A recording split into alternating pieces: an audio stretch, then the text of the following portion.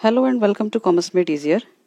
In today's lecture of accountancy of class 12th, we will continue the chapter retirement or death of a partner. तो accounting procedure eight the time of retirement और death of partner हम आज करेंगे कि जब partner retire होता है या उसकी डेथ हो जाती है तो उस केस में हम क्या अकाउंटिंग प्रोसीजर फॉलो करते हैं। तो इससे पहले वाले जो वीडियो लेक्चर है उसमें हमने डिस्कस किया था कि रिटायरमेंट और डेथ जो होती है उस समय क्या सिचुएशन होती है। अकाउंटिंग जो पार्टनर्स को दी जाने वाली चीज़ें हैं, चाहे उसको क्रेडिट की जाती हैं पार्टनर्स को या पार्टनर से जो ली जाने वाली चीज़ें होती हैं वो क्या होती हैं, वो हमने ऑलरेडी डिस्कस कर लिया है। तो अब हम डिस्कस करेंगे कि पार्टनर का जो एक एक्चुअल प्रोसेस जो होता है अकाउंटिंग ट्रीटमेंट जब पार्टनर रिटायर हो जाता है या उसकी डेथ हो जाती है, तो एज एन अकाउंटेंट हमें क्या करना होता है, हम कैसे उनके अकाउंट्स का या उनका फाइनल अकाउंट्स का सेटलमेंट करते हैं। तो the following accounting procedure is followed at the time of retirement और death of a partner for calculating amount payable to him और हिज एग्जीक्यूटर। तो जो ये वाला अकाउंटिंग प्रोसीजर हम फॉलो करेंगे जब पार्टनर की रिटायरमेंट होती है या पार्टनर की डेथ हो जाती है, कैसे उसका अमाउंट हम कैलकुलेट करते हैं कि उसको कितना पैसा हमें देना है उसकी रिटायरमेंट के समय पर या उसकी डेथ के केस में। तो हम ये पार्टनरशिप फर्म के अकाउंट्स कर रहे हैं, उसके हिसाब से हम करेंगे। तो सबसे पहला स्टेप जो होता है हमारा फर्स्ट स्टेप अकाउंटिंग प्रोसेस में, that is calculation of the new profit sharing ratio of the remaining partner. तो रिमेनिंग पार्टनर कौन से पार्टनर होते हैं? जो रिटायरिंग पार्टनर के जाने के बाद बच जाते हैं या जो पार्टनर की डेथ हो जाती है उसके बाद जो बचे हुए पार्टनर्स होते हैं उनके बीच में अब आगे फ्यूचर में किस रेशो में वो प्रॉफिट को शेयर करेंगे, डिस्ट्रीब्यूट करेंगे प्रॉफिट्स को या लॉसेस को, वो रेशो हम यहाँ पर निकालते हैं। तो जैसे एडमिशन के टाइम पर हमने रेशो निकाली थी, न्यू रेशो, कि अब जो है नया पार्टनर आ गया तो उस समय जो है पार्टनर बढ़ गए हैं, तो अब पार्टनर्स के बीच में किस तरह से प्रॉफिट को बांटा जाएगा। तो इसी तरीके से हम जो है यहाँ पर न्यू रेशो कैलकुलेट करते हैं कि पार्टनर के जो एडमिशन है उस रिटायरमेंट है उस समय पर नई प्रॉफिट शेयरिंग रेशो क्या होगी। Then second is calculation of gaining ratio of the remaining partners. तो रिमेनिंग पार्टनर्स की गेनिंग रेशो क्या होगी? तो रिमेनिंग पार्टनर कौन है?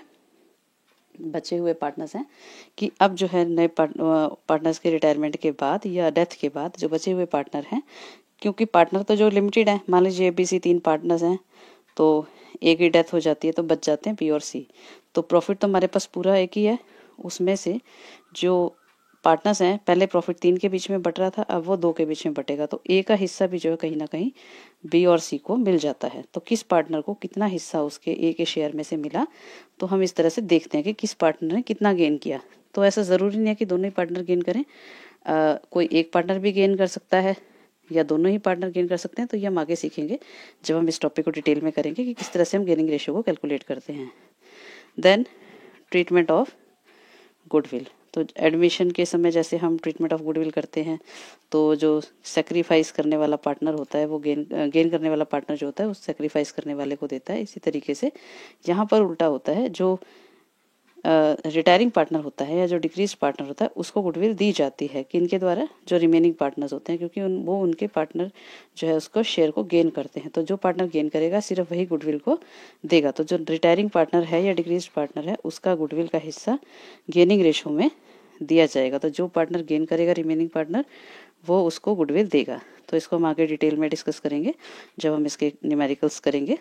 Then preparation of revaluation account. तो हम जैसे हम change in profit sharing ratio में हमने रिवैल्यूएशन अकाउंट बनाया था, एडमिशन में रिवैल्यूएशन अकाउंट बनाया था, इसी तरीके से हम रिटायरमेंट या डेथ के केस में भी रिवैल्यूएशन अकाउंट बनाते हैं, क्योंकि ये सारे केसेस किससे रिलेटेड हैं? रिकंस्टिट्यूशन से हो रहे हैं। तो पार्टनर की जो है फर्म का पुनर्गठन हो रहा है, चाहे वो किसी भी केस में हो, तो हर केस में हमें रिवैल्यूएशन अकाउंट जो है वो प्रिपेयर करने की आवश्यकता होती है।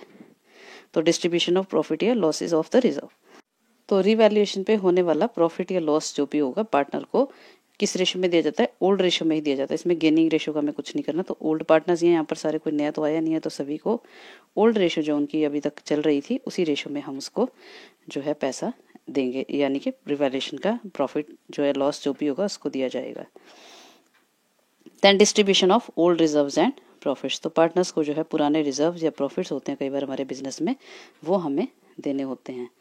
तो ओल्ड रिजर्व्स या प्रॉफिट्स जो भी होते हैं वो पार्टनर को हम उसके हिस्से का रिजर्व या प्रॉफिट देते हैं। चाहे वो लॉस होगा तो उसको हम डेबिट कर देंगे और प्रॉफिट होगा तो क्रेडिट हो जाएगा, या पुराना कोई रिजर्व होगा तो वो उसको क्रेडिट कर दिया जाएगा। Then calculation of share in the profits up to the date of death of the और रिटायरमेंट। तो जो जब तक वो रहा है तब तक बिजनेस तो चलता ही रहा है, और जब बिजनेस चला है तो बिजनेस को कुछ ना कुछ प्रॉफिट भी हुआ ही होगा तब तक। अगर रिटायरमेंट है तो पूरे साल का, और अगर डेथ है तो सिर्फ जो उसकी डेट ऑफ डेथ है उसके हिसाब से हम जो है इसको कैलकुलेट करेंगे। तो जब तक उसकी डेथ हुई है, मान लीजिए 3 महीने बाद डेथ हुई है, तो 3 महीने तक तो बिजनेस चला ही है और उसने कुछ ना कुछ प्रॉफिट कमाया होगा। तो इसके 2 मेथड्स होते हैं, on the basis of sales and on the basis of last year profits. तो या एवरेज प्रॉफिट मेथड से हम जो है एक आइडिया से एक एस्टिमेट निकाल लेते हैं कि इतनी सेल के हिसाब से इतना प्रॉफिट होना चाहिए था, या इतने प्रॉफिट्स जैसा भी क्वेश्चन में दिया हुआ होता है उसके हिसाब से 2 मेथड्स में से कौन सा यूज़ करना है वो डिपेंड करता है क्या इन्फॉर्मेशन क्वेश्चन में गिवन है। तो हम यहाँ पर प्रॉफिट्स जो है उसमें पार्टनर का जो भी हिस्सा बनता है वो हम उसको देते हैं रिटायरिंग पार्टनर को या डिक्रीज पार्टनर के एग्जीक्यूटर को। Then adjustment of the capitals if required. तो पार्टनर्स के जाने के बाद अगर रिमेनिंग पार्टनर्स चाहते हैं कि वो अपनी कैपिटल को रीएडजस्ट करें तो उनका एडजस्टमेंट किया जाता है रिमेनिंग पार्टनर्स के शेयर का, जो भी शेयर उसका होगा जिस भी हिसाब से वो आपस में न्यू रेशियो में अगर अपनी कैपिटल्स को एडजस्ट करना चाहते हैं वो की जाएगी। Then adjustment related to the interest on capital या ड्राइंग और सैलरी एटसेट्रा। तो जो डिक्रीज पार्टनर है या रिटायरिंग पार्टनर है उसको जो है इंटरेस्ट ऑन कैपिटल है या ड्राइंग्स पे इंटरेस्ट है या ड्राइंग्स है या सैलरी है, उससे रिलेटेड जो भी एडजस्टमेंट्स होती हैं उनके कैपिटल अकाउंट्स में या करंट अकाउंट में जो है उसको किया जाएगा। Then final payment made to the retiring partner या एग्जीक्यूटर। तो जब हम सारा हिसाब किताब कर लेते हैं तो हम कितना पार्टनर से लिया जाना है, जो डिडक्शंस करनी है वो हम डिडक्शंस कर लेते हैं। उसके बाद जो है हम पार्टनर से को फाइनल पेमेंट करते हैं। तो रिटायरिंग पार्टनर को डायरेक्ट पार्टनर को की जाती है और डेथ के केस में जो है पार्टनर के एग्जीक्यूटर को दी जाती है। तो एग्जीक्यूटर जो भी सक्सेसर होगा उसको हम फाइनल पेमेंट कर देंगे। तो इस तरीके से ये पूरा अकाउंटिंग प्रोसीजर होता है। तो लास्ट स्टेप में क्या होता है कि कई बार ऐसा भी हो सकता है कि पार्टनर के बारे में कुछ कहा ना गया हो कि उसको कैश पेमेंट की गई है पार्टनर को या चेक से पेमेंट की गई है, तो हम उसको लोन मान लेते हैं और कई उसको लोन की तरह से हम ट्रीट करते हैं रिटायरिंग पार्टनर के शेयर को या डिक्रीज पार्टनर के शेयर को, और उसे हम लोन अकाउंट की तरह लाइबिलिटी अकाउंट में शो करते रहते हैं जब तक कि उसका फाइनल पेमेंट नहीं हो जाता है। तो जब तक उसके पूरे पैसे नहीं दे दिए जाते हैं उसको लोन की तरह ट्रीट किया जाता है। और अगर क्वेश्चन में स्ट्रेट वे कहा गया हो कि इतने कैश दिए गए हैं या पूरा पैसा फाइनल पेमेंट कर दी गई है तो हम उसके हिसाब से इसका अकाउंटिंग ट्रीटमेंट करते हैं। कई बार ऐसा भी हो सकता है कि पार्टनर को फर्म जो है एक साथ पूरा पैसा देने में असमर्थ है, तो वो जो है किश्तों में यानी इंस्टॉलमेंट्स में पेमेंट करती है। तो जब तक इंस्टॉलमेंट चलती हैं तब तक जैसे लोन अकाउंट बनाया जाता है पार्टनर का, और उसकी जो लोन की किश्तें हैं उसके हिसाब से ही उस पर जो इंटरेस्ट पेबल होता है वो भी हम उसके साथ साथ एक लोन अकाउंट बनाते हैं एग्जीक्यूटर का। यदि कहा गया हो क्वेश्चन में तो हम वो भी प्रिपेयर करते हैं जब तक कि उसकी फाइनल पेमेंट नहीं हो जाती है। तो ये था पार्टनर का रिटायरिंग पार्टनर या डिक्रीज पार्टनर का के केस में जो अकाउंटिंग प्रोसीजर जो फर्म है वो फॉलो करती हैं उसको फाइनल पेमेंट करने के लिए।